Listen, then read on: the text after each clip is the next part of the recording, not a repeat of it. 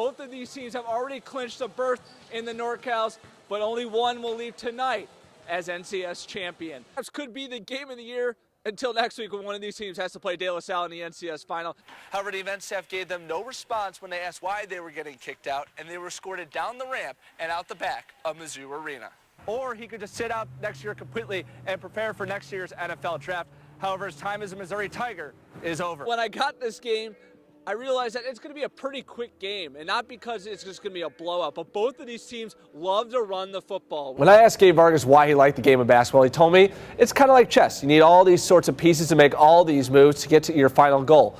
But one thing he couldn't predict was he being one of those missing pieces. The Yellow Jackets are 5-0, and they're not just winning their games. They're winning convincingly by an average margin of 48.5 points per game. They'll need help from the most unreliable expert in all of sports, the BCS. Stevens Creek Toyota brings the stories of athletes who have overcome adversity in their lives to succeed in school and in sports. Reporter Jack Wascher joins us now with the story of a Dublin soccer star and all he has gone through to play this season. That's right, Robert.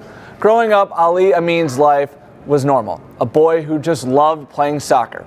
But at age 12, his life took an unexpected turn. No matter how many falls you take, there's always a way to get back up. There's only one place Ali Amin wants to be, the soccer field, playing the game he loves. Running around and scoring goals and being with your friends, your pals, and having a good time was the best time of my life. Troubles entered his life when he was just 12 years old. Doctors diagnosed Ali with alopecia areata, a disease where the immune system attacks the hair follicles. What followed was ridicule from his classmates and isolation for Ali. I didn't know what to do. I felt so uncomfortable. People would stare at me.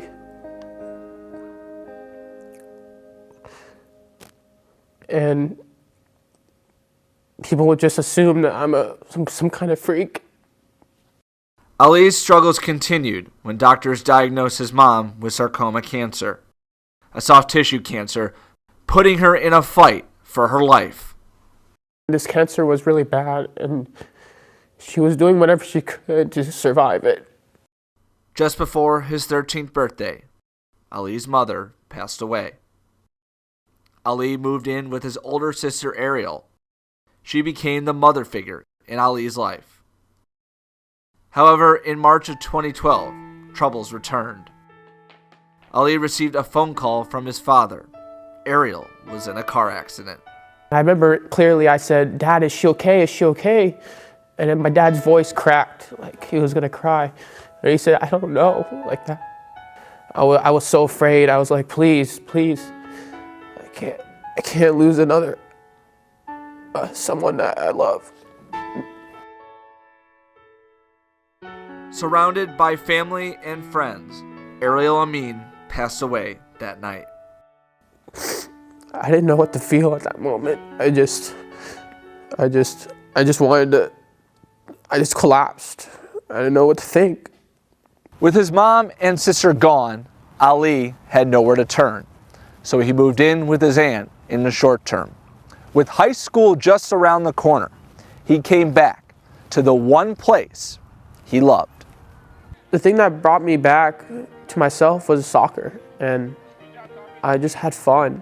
I felt like I could play soccer again, and it took away all the thoughts and sadness off my mind. Playing in his senior year now, Ali leads one of the most potent attacks in the NCS.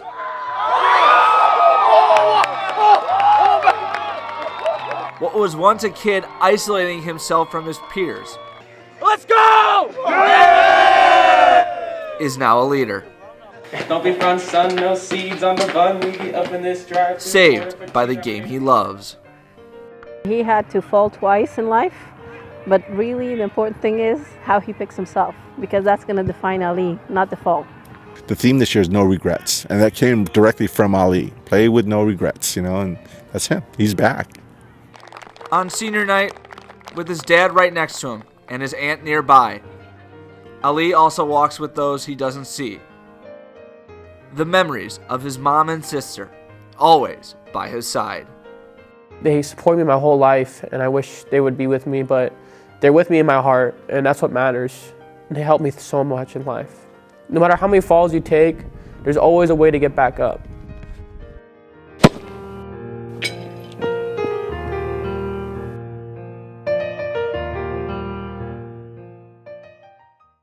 Yes, you can get up, Ali, well said. Really, the big thing about the story is that Ant has been so instrumental in his life, moving to the Dublin area to take care of him after his sister passed away.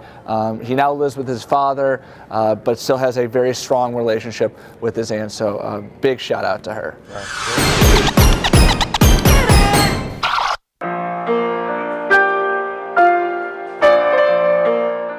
The beauty in darkness is so often hard to see unless you look deep inside. Mauricio Rodriguez, a junior at Piedmont Hills, has his share of darkness in his life. But when you look closely, when you listen, you can feel the light illuminating from this talented young man. Want me to tackle you? Black team over here. Mauricio is also the manager of the varsity football team. The team, inspired by what Mauricio can do, knowing there is so much limiting his life. Honestly, I feel like he really is honestly the heart and soul of this team. You know, he always brings us together, especially on game nights. The fans love him, we love him, the coaches love him. I mean, it's just he makes this team what it is. Mauricio has autism, a condition keeping him off the field as a player, but being team manager is a chance for Mauricio to feel connected. It's very much fun for me because I have access to cheer on for the football team during games, during practice. I help out with a lot of things. When he leaves school for the day, Mauricio goes home to one of the roughest streets in San Jose. With a single mom and little money, Mauricio counts down the moments before he gets to go back to his second home at Piedmont Hills. He's very appreciative of having friends and having people around him to help him out, and I think that just keeps him happy, regardless of his situation at home. Going to Piedmont makes me comfortable. So I get free, I be free from all the rough times back at home, and I found Piedmont better so that I could concentrate on what I'm doing.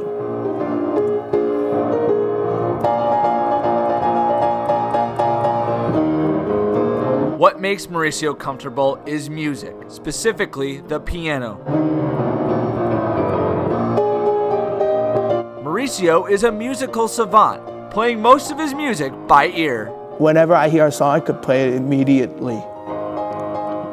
Well, it takes like 15, 20, 30 minutes or so just to hear what the melody looks like. He just started playing, I think it was Bohemian Rhapsody by Queen. And it was amazing. I just was like this the whole time. Over time, Mauricio has learned to read sheet music, but he says either way works for him. In our class situation, he'll hear other people playing something, and then when it's his turn, he can already do it because he's maybe heard other people play it or maybe heard me play it.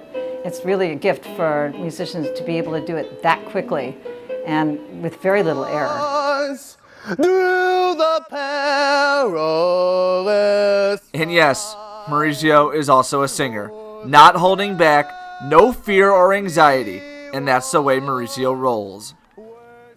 Music, like I said, music can be easy, hard, tough, difficult, even complicated. I've really enjoyed being mentally challenged by this. Through the love of music and the support of his team, Mauricio's life is a little bit brighter. His life shining with every song.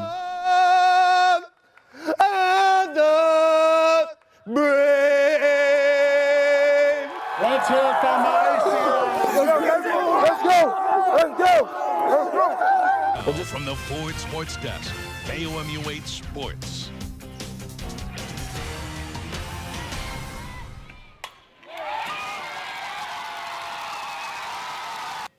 All right, more on that crazy finish in a moment. Wild day in Missouri sports. So first to basketball. Kim Anderson is a legend in the state of Missouri. Born in Sedalia, he played under Norm Stewart at Missouri, where he won the 1977 Big 8 Player of the Year with the Tigers. Now he's the head coach of the Central Missouri Mules, who today played for the Division II championship against West Liberty. Mules looking for their first title since 1984. We pick it up first half. Central Missouri's Dylan Deck, he hits the turnaround jumper, part of a 9-0 run for the Mules. Later on, it's TJ White with the steal and the layup at the other end. Central Missouri up by 2. But West Liberty would respond. Seeger Bonifant with a 3 of his own. Hilltoppers up 1. Then it's Cedric Harris. He hits the mid-range jumper, giving West Liberty a 9-point lead. That would be the biggest lead of the game, but back come the Mules. First, it's Jordan Epps knocking it down from 3 from the left wing. Then next possession for UCM, Preston Bruns with the 3 off the screen. A 1-point game, however, UCM would trail by 2 at halftime. Second half, off the miss, it's Charles Hamork with the tip slam with some authority. It's a 1-point game. Later on, 3-point game. Good ball movement leads to another Epps 3. He finished with 11 points, game tied at 60. 7 minutes to go, KC native Dalen Robinson, he hits the 3, and the Mules were up by 3 after that, but West Liberty would respond. Cedric Harris, he hits the long-range shot, game tied at 68, but Robinson feeling it. He hits another 3. The senior finished with a game-high 21 points. Anderson just loving it. Now a 2-point game, but Hamork puts the game on ice with a 3, and the Central Missouri Mules end their championship drought. They win it 84-77, and head coach Kim Anderson, well, he is just in a state of disbelief. What I just said, did we win? Oh, great job, man. What a great game. Great defensive play at the end, which we talked about at halftime. We had to do a better job. No, I can't believe we're national champions. All right, back to the chaos at University Field. Last night, the Missouri Tigers softball team used an 8-run third inning to defeat the Georgia Bulldogs. Today, a little different. Going down to the final at-bat. To University Field we go. Casey Single, the freshman, on the mound for the Tigers. Bottom of the first, 2 runners on for Mizzou, and Mackenzie Sykes slashes one through the right side. That brings home Angela Randazzo, and it was 1-0 Missouri. More from Sykes later. Bottom of the second, runner on second for Mizzou. Sammy Fagan singles one up the middle. That brings in Taylor Gadbois. 2-0 Mizzou. Move forward to the top of the third. Georgia's Paige Wilson hits one to deep right center. That's good enough for a 2-run homer, and that ties things up at 2. Moving ahead to the top of the fourth. Runner on third for Georgia, and they're going to get the sacrifice fly. Mackenzie Sykes' throw just a bit late. Bulldogs would go up 3-2, and that would be the score all the way until the bottom of the 7th. In the 7th, Taylor Gadbois leads off with a chopper over to shortstop's head, and then she steals second. She's a tying runner on second. Later in the at-bat, Angela Randazzo, she rips one down the left field line. That scores Gadbois, game tied at 3. Then, with runners on first and second, I said Sykes would do something, and here it is. How about a 3-run walk-off homer? Mizzou scores 4 runs in the bottom of the 7th. They win in walk-off fashion, 6-3.